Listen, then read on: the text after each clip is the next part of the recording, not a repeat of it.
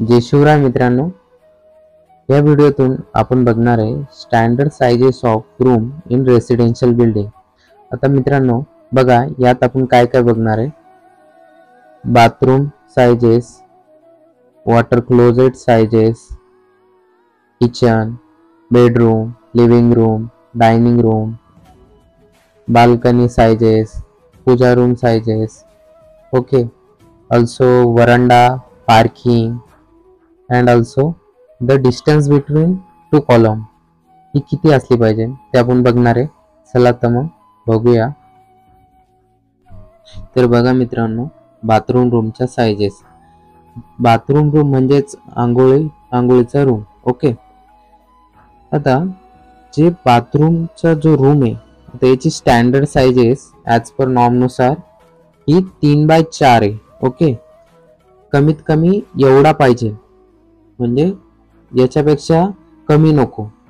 3x4 हे फुटामध्ये, आणि जर आपल्याला मीटरमध्ये बघायला गेलं तर 0.19/1.20, ओके, मीटरमध्ये. आणि थोडा त्याच्यापेक्षा जर मोठा घेतला आपण तर तो 0.19/1.5 मीटर, ओके. आणि त्याच्यातच मोठी साईज घेतली तर ती साईज 0.19/1.8 मीटर येते, म्हणजेच 3 फूट 6 इंच इंटू 6 फूट. आणि मीडियम साईजचा जर आपण टॉयलेट बाथरूम जर घेतला तर हा अशा प्रकारे आला पाहिजे हा. आणि कॉमनली सगळीकडे मोस्टली हा प्रेफर केला जातो.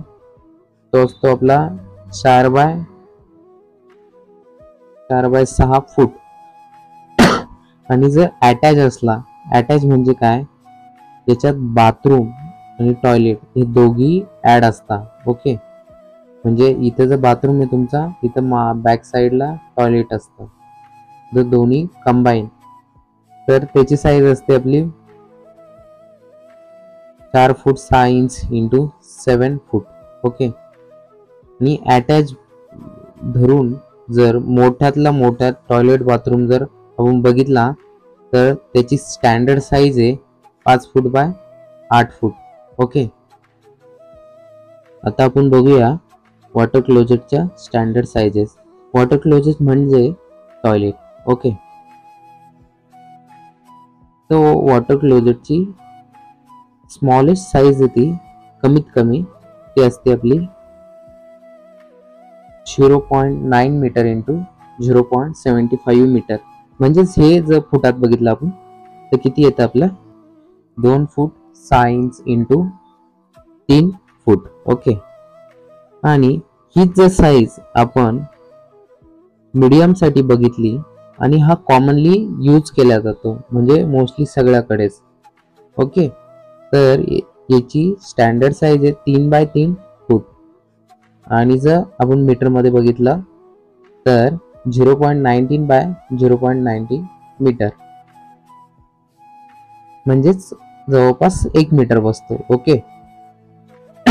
आणि हे इन टू इन म्हणजे आता ते डिस्टन्स, वॉलची थिकनेस ऍड नाही. नीट बघू शकता तुम्ही, हे बघा वॉलची थिकनेस ऍड नाही त्यात. आणि जी लार्जर साईज आहे टॉयलेटची ती असते आपले 1.2 मीटर बाय 1.2 मीटर. आता आपण बघूया standard sizes of kitchen room, म्हणजेच आपला स्वयंपाक करायचा घर, ओके. जिथे आपण स्वयंपाक करतो त्या रूमला आपण म्हणतो किचन रूम. तर किचन रूमची जी स्टँडर्ड साईज आहे ती आहे आपली 6 फीट बाय 8 फूट, ओके. आणि त्याची थोडी मोठ्यातली साईज येते 8 फीट बाय 8 फीट, म्हणजेच ती आपली मीटरमध्ये येते 2.4 मीटर बाय 2.4 मीटर. आणि जी सगळीकडे वापरल्या जाते मोस्टली ती आपली स्टँडर्ड साईज आहे 8 फीट बाय 10 फीट, ओके. म्हणजे त्याची जी रुंदी आहे ती 8 फूट आहे आणि जी लांबी आहे त्याची 10 फूट आहे.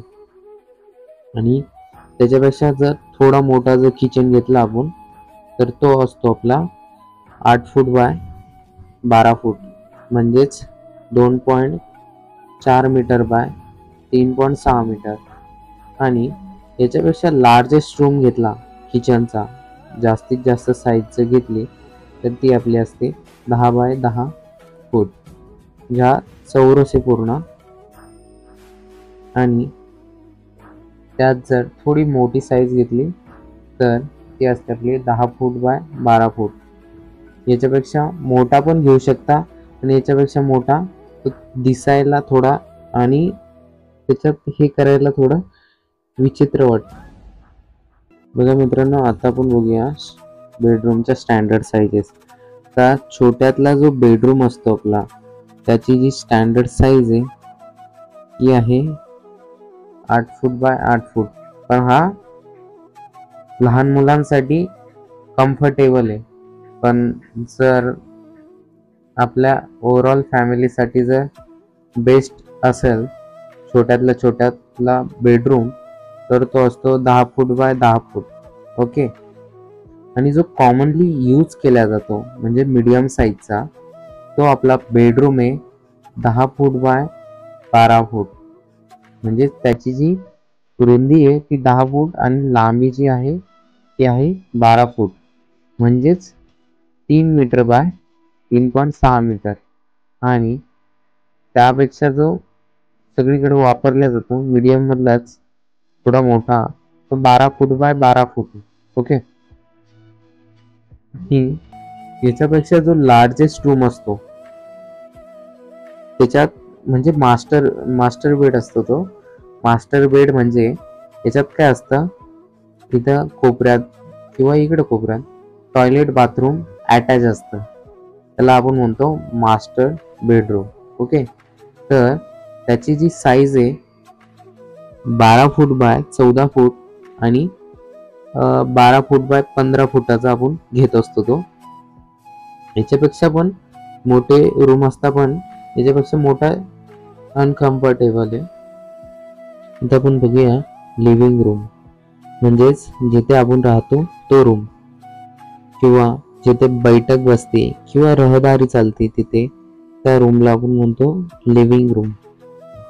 तर बघा मित्रांनो, लिव्हिंग रूमची जी स्मॉलेस्ट साईज आहे ती आहे 10 फूट बाय 10 फूट म्हणजेच 3 बाय 3 मीटर.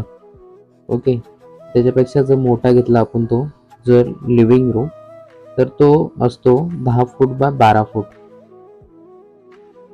आणि थोडा मोठा जर घेतला तर तो 12 फूट बाय 12 फूट आणि त्याची जे मीटरमध्ये जर बघितलं आपण 3.6 मीटर बाय 3.6 मीटर.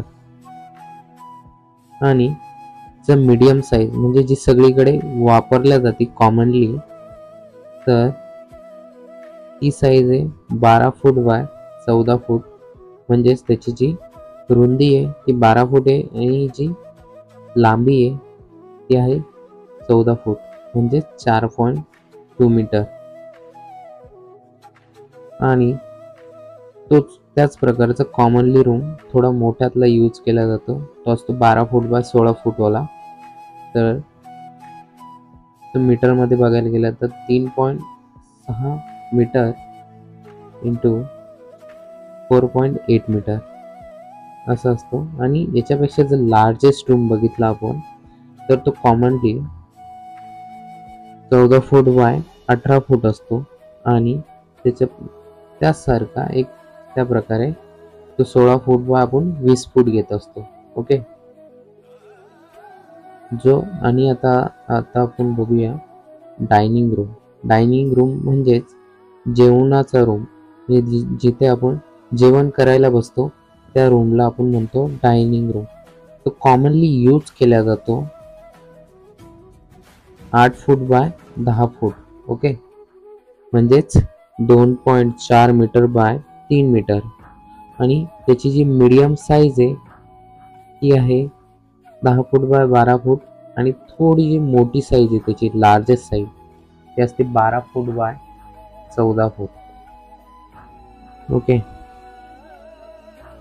आणि पूजा रूम म्हणजे आपलं देवघर, म्हणजे जिथे देव आपण ठेवत असतो ते आपलं देवघर. त्या देवघराची स्टँडर्ड जी साईज आहे आपली ती कॉमनली यूज करतो आपण 4 फीट बाय 5 फीट आणि जी थोडी लार्जर आहे ती असते 4 फूट बाय 6 फूट म्हणजेच 1.2 मीटर बाय 1.8 मीटर. तर बघूया स्टँडर्ड साइजेस ऑफ बाल्कनी. तर बाल्कनीची जी स्टँडर्ड साईज आहे जी छोट्यातल्या छोट्या बाल्कनीची ती आहे 8 फीट बाय 2.6 फीट.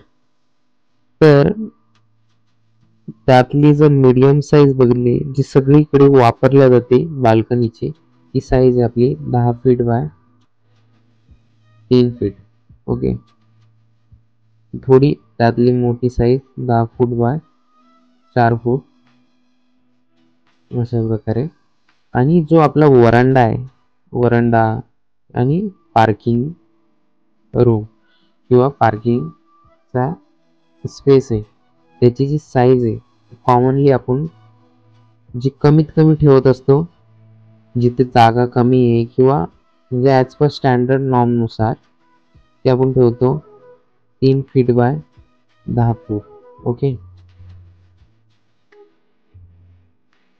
इथे मोस्टली मोठ्या गाड्या पार्किंग करायला प्रॉब्लेम येतो पण जागा नसल्यामुळे आपण अशा प्रकारे ही स्टँडर्ड ॲज पर नॉर्म नुसार आहे.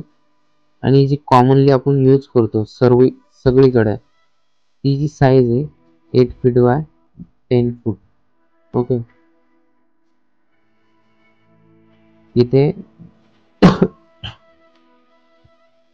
याच्यातली जी लार्जर साईज आहे ते आपण मोस्टली यूज करतो 10 फूट बाय 12 फूट.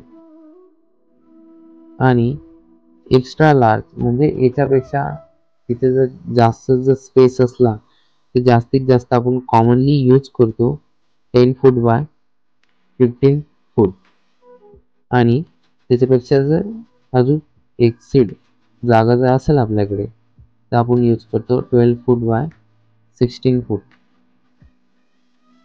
म्हणजे इथे ज्या मोठ्या गाड्या आहेत 4 व्हीलर त्या आपण पार्किंग करायला इझिली पार्क करू शकतो. आणि जे स्मॉलेस्ट आहे इथे छोट्या गाड्या पार्क करायला सुद्धा प्रॉब्लेम येतो म्हणजेच 2 व्हीलर जी आपली बाईक आहे ते. आणि जनरली जर बघायला गेला जे आपले 2 कॉलम असतात ओके हे जे RCC कॉलम आहे त्याचे जे दोघांमधलं आता हे दोन्ही RCC कॉलम आहे आपले. ओके. तर ह्या दोघांमधलं जे मिनिमम डिस्टन्स आहे कमीत कमी तर ते डिस्टन्स घेतो आपण 8 फूट म्हणजेच 2.4 मीटर. आणि जर याच्यापेक्षा जर जास्तीत जास्त आपण जे डिस्टन्स घेत असतो ते किती घेतो आपण 16 फूट. ओके. जे RCC कॉलम आहे कन्स्ट्रक्ट करताना याच्यापेक्षा जास्तीत जास्त आपण किती घेतो 4.8 मीटर. हे लक्षात ठेवा. Thank you for watching video. हा व्हिडिओ जर तुम्हाला बघण्यास महत्त्वपूर्ण वाटला असेल तर नक्की कमेंट करून कळवा. धन्यवाद.